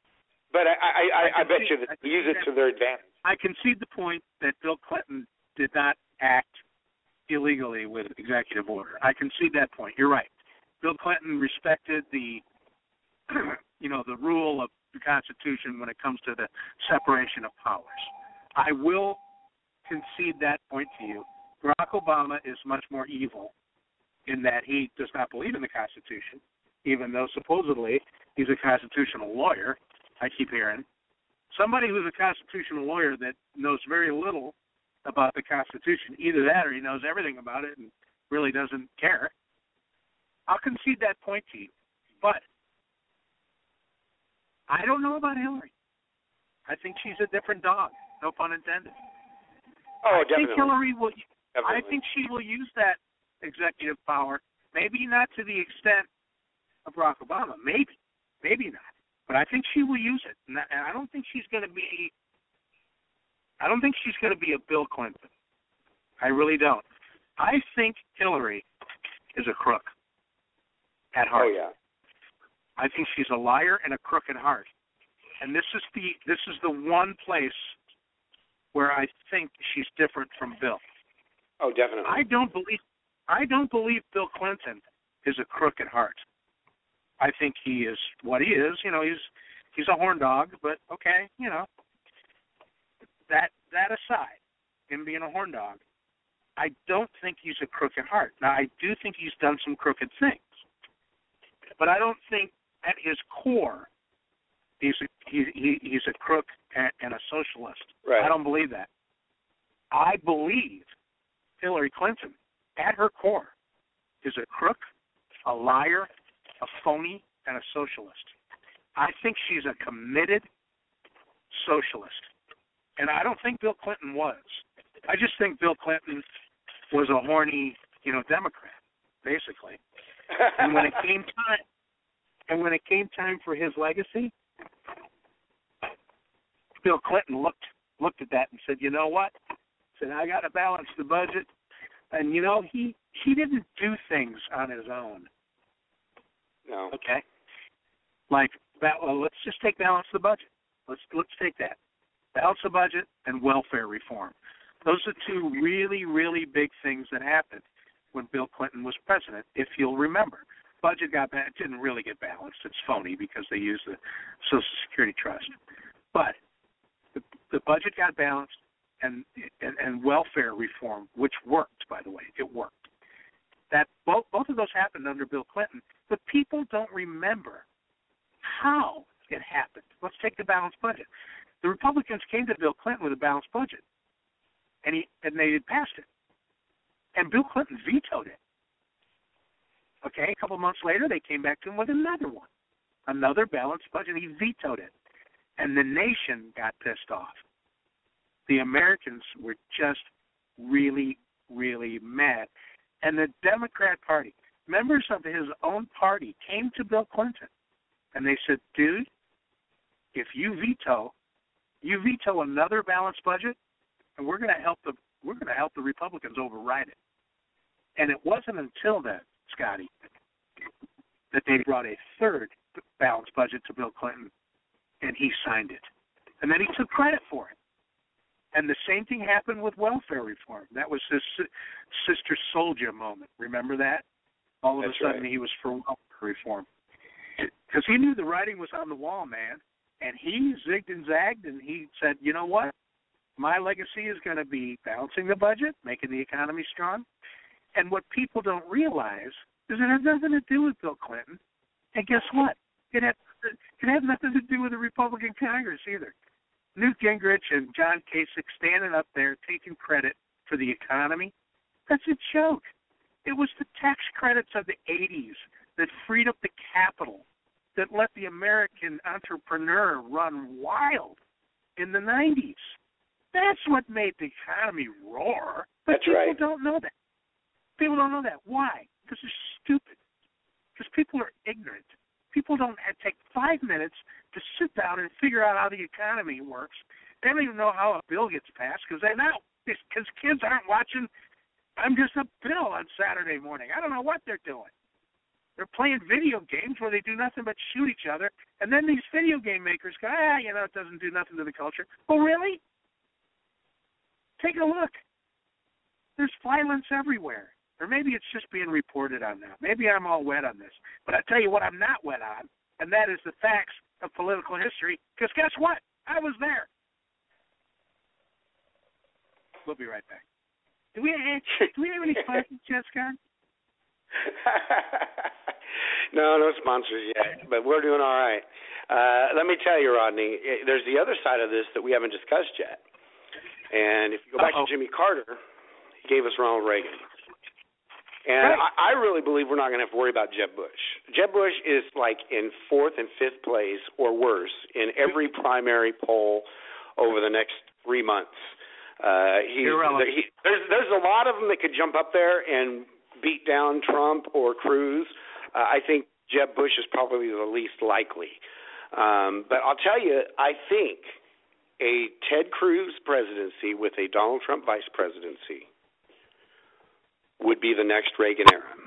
And you've got two men fully understand. I'm sorry, go ahead. That fully understand the concept of constitutionality and understand the concept of business and live free market. As many meetings as I know that Ted Cruz has had with Donald Trump over this last year, I know that Donald Trump, I know Ted Cruz, I know Texas. I know the Texas that's in Ted Cruz. Ted Cruz has explained to Donald Trump exactly why the Constitution matters, why you don't want the federal government doing a whole lot. All of these issues we talk about, I have absolutely no doubt in my mind, Rodney, because I know Ted Cruz, and I know what he's about, and I know what kind of guy he is. He has been having discussions with Donald Trump, and Donald Trump has had a lesson in conservatism over the last 9 months. With that? Oh, totally. Couldn't agree more. But I could not agree with you more on that. But I warn you, Scotty, do not underestimate. Don't underestimate it. Because when Chris Christie drops out, all of his supporters go to Jeb Bush. When Ben Carson drops out, some of his supporters will go to George Bush. The other two will be split up between Trump and Cruz. When Carly drops out, all of her support goes to Jeb Bush. If Marco Rubio drops out, and I don't think he will, but if he does, most of his support, believe it or not, goes to Jeb Bush. Do not count out Jeb Bush. He's got the money, he's got the legs, and you can say he's running a crappy campaign, and he is, but it doesn't matter. He's got the campaign. Don't count him out. And at the end of the day, you see what the establishment is doing. They're trying to get Rubio or Bush elected. That anybody can see that. They do not want Trump. They do not want Cruz. They don't want to have anything to do with him. So just don't count him out. That's all. And I don't support Jeb Bush for president. I counted him out 9 months ago. I had him on the mat at count 10 9 months ago. So I still got him counted out. He's always been counted out. I just don't see how anybody even does it, Rodney. You know, he has spent as much on advertising as all the other top candidates combined. And he's sitting at if he was sitting like at 10%, I'd agree with you, Rodney. But he's sitting at like below 4, below 3 in some places. Nationally, he's below 5. There's just so many others. I think a Chris Christie. Oh yeah, I think Chris Christie's got an incredible chance to take and make an establishment run. But I don't think Jeb's got a chance. I think he's wasting his time. You're the same guy that said Hillary was not going to run, though. Yeah, but all the reasons why I said she wasn't going to run, she's messing with. I still don't think she wanted to run. I'm just giving you crap, buddy. Who would, if you were Hillary Clinton, would you want to run? I mean, serious. Would you want to run through all of the pig slop that they're going to run through over the next year? Rehashing all that again? I wouldn't want to do it. Of course, you couldn't get me to run for dog catcher. That's why I would prefer to have a close friend who is running, and I can give them my shoulder all they need. You couldn't get me to run for dog catcher, Rodney. When I first got here in Texas, Michael Smith of CNR Radio kept trying to talk me into becoming a delegate or to be a chairperson or something. And I told him, I'm not getting involved in all that. There is no way, Rodney, you can get me to do it. Well, when you say, if I was Hillary Clinton, would I want to run? Dude, she's already been through it. I mean, the reason she went through it was her own political aspirations. The reason she put up with all of that. So to not run, to me, would have been to waste all that crap that she's been through, the weathering all that storm. Are you kidding me? She's been running since she was kicked out of the Watergate investigation. She's been, every move that she's made has been for this moment. This is her deal. Yeah. And you know what? She's going to be the Democrat nominee. Will people stop talking about Bernie Sanders? He's in there for one reason, to make her look younger, less crazy, less socialist, and I don't know what else, but he's doing a hell of a job. Yeah. Well, Rodney, you know what, and I agree with you 100% on that. I think it's exactly why he's running. I think they made a miscalculation, though, that they don't know how to deal with now. And that's Bernie Sanders that's turned into a Ron Paul. And, much as I disagree with Bernie Sanders, as a guy, when you listen to him, you got to like him. I totally disagree with him. I think his whole foundation of everything he believes is wrong. But he's turned into their Ron Paul, and I'm going to tell you, they got some vitriol against Hillary Clinton. I was like you up until last week. I liked Bernie Sanders. I liked him being honest. I liked, the way he spoke. I don't agree with a single thing he says. But I changed my mind over the I think it was Friday or Thursday, and I'll tell you why. He went on Larry Wilmore's on Comedy Central. It's supposed to be a, kind of a centrist comedy show, which is a joke. And I know Larry. I've known him for 25 years. He had Bernie Sanders on, and Bernie Sanders called Donald Trump dumb. He said Donald Trump was dumb, and he was asked to clarify that. He goes, "You mean dumb ideas?" No, he himself is dumb. Have you ever looked at Donald Trump's education and pedigree? He's one of the smartest. He is one of the smartest people in America. I mean, you may not like him. You may not like his personality. You may not like his philosophy. You may not like his choice, his life choices. There's a lot of things you may not like his style, his taste, but he is not dumb. No. I mean, when Bernie Sanders said that, right, and then he doubled down on it, and he said, no, he's dumb. Yeah, I got to push a button. Oh, push a button. I'm ready.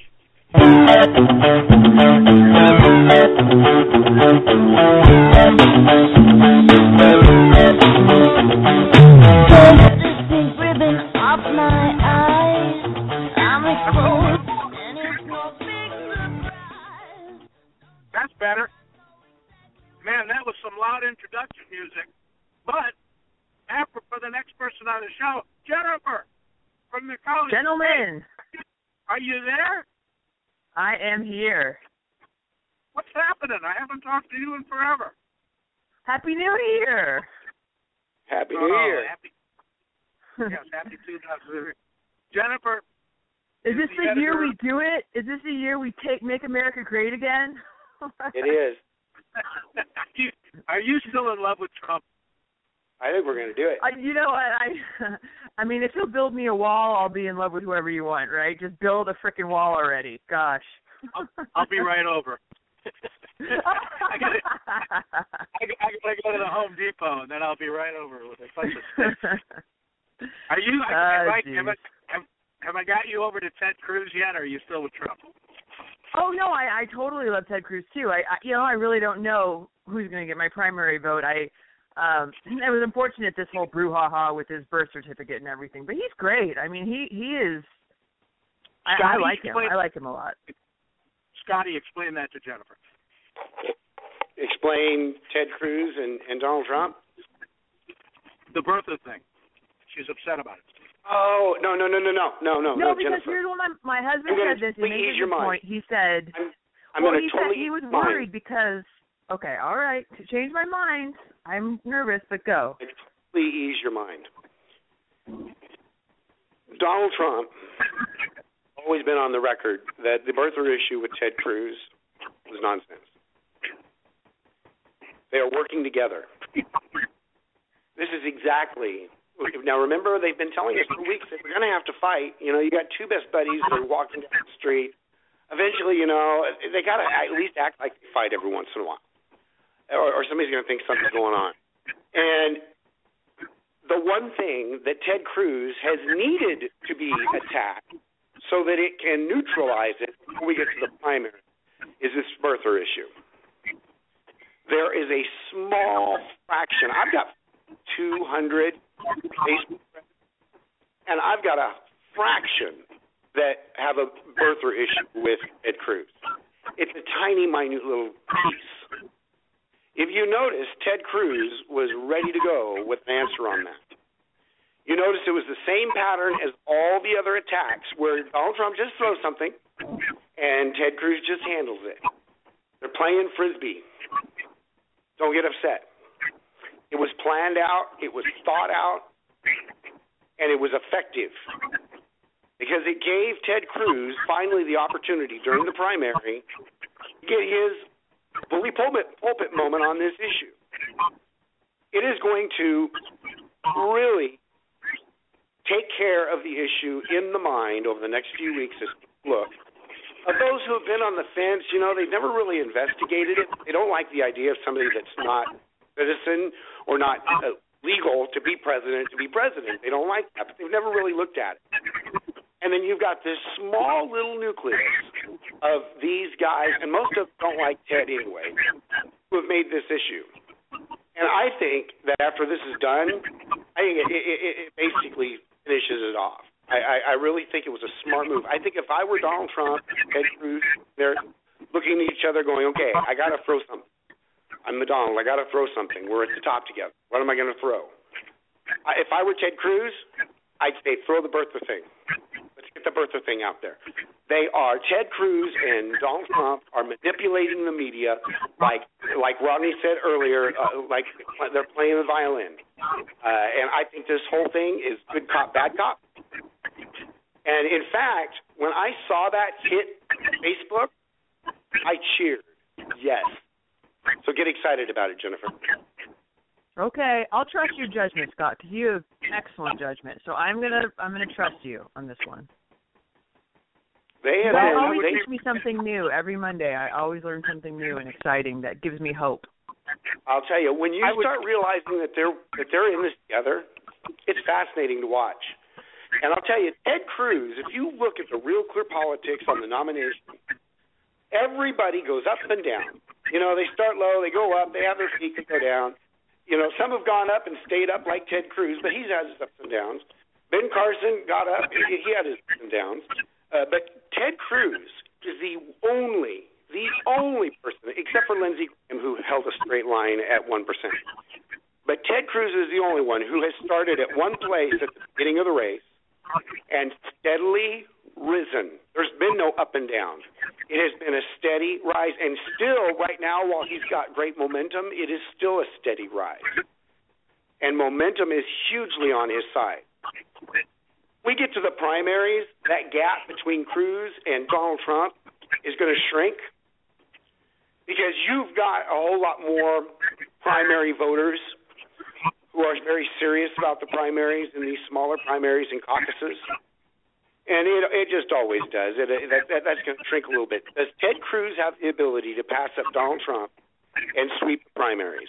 I think he does. And I think he turns around and he takes Donald Trump as vice president. Donald Trump gets in charge of the Senate, goes down there and turns that into a reality TV show, and America happily ever after. Wow. I need some music, Rodney. I need I know. Can we get like a drum roll or a clap soundtrack for that? We should have had a sponsor for that one. That's awesome. I would be remiss if I didn't mention that Jennifer is editor over at thecollegefix.com. That's like the word thecollegefix.com. If you go over there on your inner tubes and you see what's going on the campus, that's the key to thecollegefix.com. Because it's tough to keep tabs on what the kids are doing. I know in my life, I have no idea what they're doing. So I not only have Jennifer on the show as often as we can, but we highlight and we promote and we tell people to go to thecollegefix.com where there's tons of articles, including ones written by Jennifer. And tell us, JK, I got to give you one of those celebrity names. I watched the Golden Globes last night, and I was trying to think of it. What do I call you, JK? I think I'm going to just call you. That doesn't work either. I got to figure out. Anyway, what's going on campus this past over the new year, and what can we look for over there, Jennifer? Well, I can tell you about our top story today, written by JK herself. And you say, what's going on with the students? And that's an important question. But another important question is, what's going on with the professors? What are they teaching these, brains full of mush? Because that's at the heart and soul of the problem with higher education today. What are they teaching, the curriculum? And we have a story on a psychology professor at the University of California, Merced. And essentially, he taught his students that most acts of terrorism in America are committed by white men who are religiously motivated and politically conservative. So telling the kids that all the U.S. terrorists, 90% of U.S. terrorists are conservative white men. Now, he goes on to tell his story about some white Christian man who, grabbed his AK-47. We have all of this on video. You got to check it out. It's fascinating. We have the lecture on video. He tells his class about, this white Christian guy in Texas who grabbed his AK-47 and shot 60 rounds at the Texas State House. Okay? The problem is that never happened. And so it was a wrong example to give. I mean, it just completely inappropriate. But then he goes on to say that this is a lesson on heuristics. What he's essentially saying, because he's a psychology professor, is many Americans wrongly believe that Muslims make up the vast majority of U.S. terrorists because they have not thought long and hard on the matter. Essentially, he's saying we're too stupid to figure out that it's white, Christian conservatives that are the terrorists, not the Muslims, because heuristic is essentially a mental shortcut that allows people to solve problems and make judgments quickly. So when you think the word terrorist, what comes to mind? Okay, well if it's a guy in a turban or whatever, then you're too stupid to figure out the truth. You've taken a mental shortcut called heuristics. That was the lesson there from the psychology scholar. But here's the irony, okay? 2 weeks after he gives this lecture, a young Muslim by the name of Fasil Mohammed went on a stabbing spree. This was at the University of Merced. Went on a stabbing spree and stabbed 4 students before he was shot and killed by a campus police officer. But that's the irony there, right? That he's sitting there telling his entire class of like 250 freshmen, young, impressionable students, that it's the white conservatives that are doing all the terrorism in the U.S. And then 2 weeks later, Faisal Muhammad goes and with his ISIS flag and his instructions on how to behead people, and goes and stabs people, just kind of proves the point of how off base his professor was. But he also told the students, again, we have this on video, that 9/11 was basically the only act of foreign-born terrorism that has ever happened in the United States. He made that claim to the students. And there's 2 students in this class who provided the video of the lecture to the College Fix on the condition of anonymity. I asked them, well, why did you wait so long to give us this video? And they said, well, we wanted to get our grades secured first, because you never know what they're going to face, right, if it's found out that they turned their professor in. So they wanted to secure their grades. But underscoring that, they wanted to wait. I mean, when the stabbing happened on this campus, it was dramatic and traumatic, and they wanted to respect the mourning period. So now they felt it was enough time had gone on that they could go ahead and release the video in good conscience. And so the scholar No, I have a question. The kid that started stabbing people, something Muhammad. What was his name again? Faisal Muhammad. I think I'm pronouncing that correctly. You remember that stabbing at UC Merced? Yeah. He wanted to behead people, and my question is this: was he pre-med? Because Ben Carson was stabbing people too when he was younger, and he became a brilliant surgeon. So that's so ridiculous, Rodney. I swear. Oh man. That's why they call it practicing medicine, because you practice. You don't normally practice on members of your own family, but he did. Ben Carson did grow up, and he successfully surgically separated conjoined twins. Donald Trump, on the other hand, has dated twins. So we've got a lot of diversity, is what I'm saying, in the Republican Party. Yes.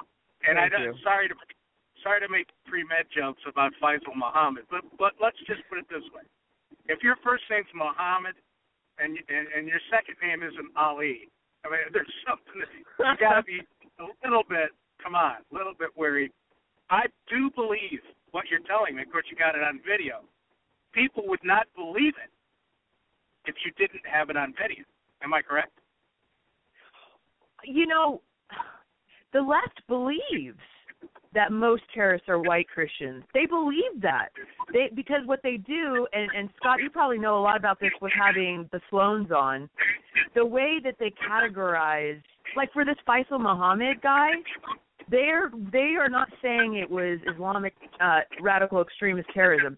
They're categorizing him as a disgruntled student, because they're saying the reason he stabbed a bunch of people, never mind the ISIS flag or the instructions on how to behead or pray to Mecca, they're saying that he stabbed all these people because he was upset they kicked him out of the study group.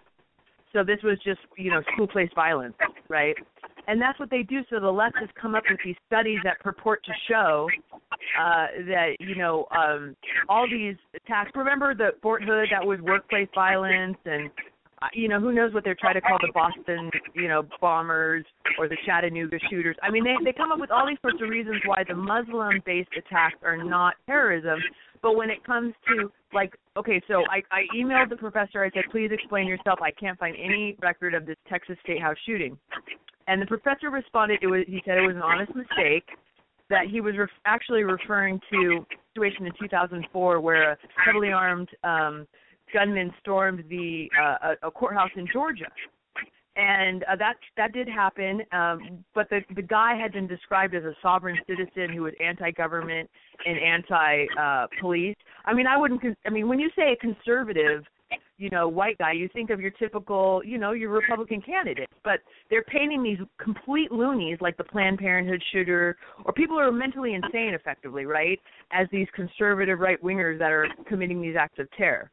Right, so if you have, you see what I'm saying? So they're conflating these examples with, and that's why the left honestly believes, they try to say, and they tout this with some authority, that there's more white conservative terrorists than Muslim terrorists in America, because they are ignoring the Muslim terrorists and not calling it radical Islam. And in the meantime, they're calling Looney Tunes absolutely, bat crap crazy, white guys who do something crazy for no good reason, not beholden to the true conservative notions or ideals. They're just crazy. And they're saying, oh, there goes the right wingers again, shooting up Planned Parenthood and the courthouses.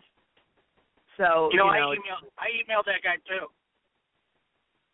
I emailed that professor because he was saying that white male French conservatives were responsible for the Charlie Hebdo attacks. He said that, and I emailed him and I said, "You need to clarify that." And he said, "Oh, I'm sorry. It was an honest mistake. I was confused. I was thinking about the storming of the Bastille." So that was kind of weird. That was a very intelligent joke, Rodney. You had to really use your brain for that one. I went a long way for that one. But the point is this. He wrote you back an email and said, oh, it's an honest mistake. It wasn't just the other day in Texas. It was 12 years ago with Georgia. How can you make a mistake like that? The guy well, it was 2004. Well, he was saying because he claimed that the police released video of the shooting. Nobody died but the gunman, by the way. There was like cops all over the courthouse and they shot him dead. That's a great Second Amendment. Thank you. But he's trying to say that they released a video of the shooting in the summer of 2015. That's why he kind of got it confused. But I think I found when I was researching the issue, I found video of it from CNN from right after it happened. So I just put all the. But you know what? Here's the thing: the College Fix, we put all the facts up, and we're going to let you, the reader, decide what you think of this guy. I want to say this, and like I said, and I know the Sloans have talked a lot about this on your show, Scott. This idea that it's the white conservatives that are terrorists. They're trying to convince us, Americans, young people, a classroom full of freshmen, and if you think this is the only professor saying it, you're sorely mistaken, that it's not the Muslims, it's the white conservative Christians. They're the ones that are shooting everybody up. They're the ones that are bombing everybody. They're the ones that are the problem. And because of this, that's why, there's political correctness. We can't say what we feel, but there's so much frustration about it. That's why Trump's soaring in the polls, because we're saying enough is enough. We want to speak the truth. That radical Islam is a problem, and it needs to be identified and addressed. But you got to see this video. I mean, this guy is hilarious. Please watch this video. We will. It's incredible. It's incredible what this guy gets away with. And then he shows, this is the funniest thing, a slide. The students sent me a copy of the professor's lecture slide that went along with his anecdote, right? And it's this white guy river rafting with like a beer, and he's in like a floaty, like cruising down the river with his beer and his like hat and everything. I mean, it's just so funny, the caricature that these professors try to paint of the of the South, basically. I mean, Scott, you should take this as a personal affront. Please read this story and check it out, because I know your people would appreciate it, and sound off on the comment section and let the professor know what they think of all this. He even tried to say y'all in the video. He's like, when he was telling his made up story about the Texas State House shooting, he's like, did you hear about that in the media? He's asking his class, have you heard one thing about that? No, but if it was a Muslim, it would be everywhere. Wouldn't you all have heard about that if it was a Muslim? So he even went there, and the whole story was completely made up. It's shocking. Well, I can relate to the professor a little bit, seeing something on video and thinking that it's current. Because I've been running around screaming for like 2 months now that the Nazis had taken back over Germany, and then I realized I was just watching Hogan's Heroes on TV Land. So I can kind of understand how you can make mistakes like that. Oh, Rodney. But we will be promoting the heck out of this story. And, you got to go over and watch it for yourself. Go over to thecollegefix.com and look for that story. I don't know how they search it out there, but it's probably pretty easy. It's a top story of the day. I literally just posted it last night, so it's a top story. Go over there right now, then. Right now. But hey, Rodney, do we have time? Do we have time for one more little funny one? Oh, plenty. Go right ahead. Okay. So we landed on Drudge last week, and it was great. And the story was about how this university can now publish, are you ready for it? Neck rubs as sexual battery. Sexual battery for a neck rub under this new policy they just implemented for the new year. And, kind of bummed me out because I love neck rubs, okay? I am a sucker for neck rubs. I think they're being a little extreme. What do you think, Rodney? I'm speechless. Hello? Is he speechless? We might have lost him. I know he'd have a comment on that because he gets excited every time I talk about neck rubs, but the absurdity of that story was just how far college campuses are taking these onerous rules of, the policy said, however slight the neck rub, that could be defined as sexual battery. Sexual battery, which is a very serious, accusation. And yet they're being flippant about it and calling a slight neck rub sexual battery. I think it degrades the definition of sexual battery and is onerous and actually kind of silly.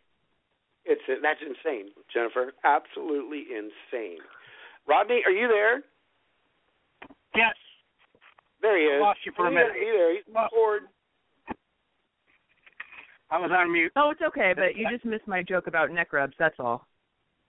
Well, I didn't miss it. It was hysterical, and I'll tell you this: I should get 99 years to life if that's a crime. Yeah, I mean, it just never ends at the absurdity on campuses. What they're doing is extrapolating. You see, we all know what neck rub leads to. It leads to back massage, and then that leads to something else. So what they're doing is they're assuming that everyone is a criminal and a sexual predator, because that's what liberals do. It's like, we found a case where there was some actual sexual assault, and it started out, there was some testimony about a neck rub. And so rather than focus on the real problem, they go for the neck rubs, because that's how they are. They're crazy. I mean, they're literally, I didn't used to think this. I always thought this was a really mean thing to say 20 years ago. But I do now agree that liberalism is a mental health condition. I really do, and it's pushed. It's just pushed so strongly by emotion that it's almost like you're unhinged. You'd have to be unhinged to think that a neck rub is sexual assault. That's not just wrong thinking. That's a mental health issue, don't you think, Jennifer? I just think they want to control everything. I mean, they create these Title IX diversity offices and the inclusion office and the sexual assault office and the rights for women office, and they have like 20 offices all sitting around twiddling their thumbs, going, how can we control student behavior? I mean, the bureaucracy is creating these ludicrous regulations, and meanwhile we got like 100 male students filing lawsuits saying they were wrongly expelled for nothing. Yeah. So, I mean, it's just the bureaucracy on the Title IX stuff is out of control, But that's okay with liberals, too, because then the trial lawyers win, and the trial lawyers, I think, are the number 2 contributors to Democrat politicians. So it's a vicious circle. It all works for them. Jennifer, as usual, a great appearance. I wish you could call in earlier next week. If you can, please do. We love talking to you, and it's a lot of fun. And I certainly didn't mean to. Well, I did mean to make light of some things, because that's what I do. But we only got two more minutes here, so we're going to say goodbye. And Scotty, wrap this baby up in a bow for me, will you? We'll talk to you guys next week. Bye, Jennifer. Bye, Scotty. Bye, guys. Scotty, Bye, what do we got going this week? Oh, we got all kinds of fun stuff going on. We've got on American Sovereignty tomorrow night. We've got Carly Miller, who is the field director for JD Winteregg. And I'll tell you, man, there's some great things going on over there with JD. He's got a really nice little ground team that is very active, and Charlie has been a huge plus to his campaign in the grassroots over the last year. And a few weeks ago, he took over as field director, and we're going to have him on, and we're going to talk, David Bratt and Eric Cantor. We're going to talk about Bob Hall and Bob Dewell. And these races where a real strong grassroots effort can knock money right out. And Charlie's going to be, we're going to have a great discussion. Looking forward to that. And then, of course, we've got Saturday Symposium. And you know what, those guys, I've let all three of them, Gary and Gary and Glenn and Dan. And they've got a guest this weekend, but I can't remember the name, Rodney. They schedule it, set the whole thing up all themselves. So Saturday Symposium with Dan Wilson. And, of course, Friday on Ladies Bible Class. Rodney, we are having a great time. Starting the story of King Saul. Now, if you like politics, folks, this is the to listen to Ladies Bible Class as we wander through the story in the Old Testament. Because Saul was the ultimate king as a politician. And there are a lot of political analogies in there. When I'm teaching Ladies Bible Class, Rodney, sometimes I quote politics. And this is an area of the Bible where you can really quote a lot of politics. And we're having a great time. Join us there. And we have got a Bible question and answer series coming up on Sunday. Hopefully this Sunday coming up. We were hoping to have it done by this last Sunday, but we didn't get everybody totally set up. So all kinds of fun things, Rodney. Till next week when we are here at Conover U. Rodney, what should we close out with? Okay, man. Play us out. I'll talk to you then. All righty. Bye-bye.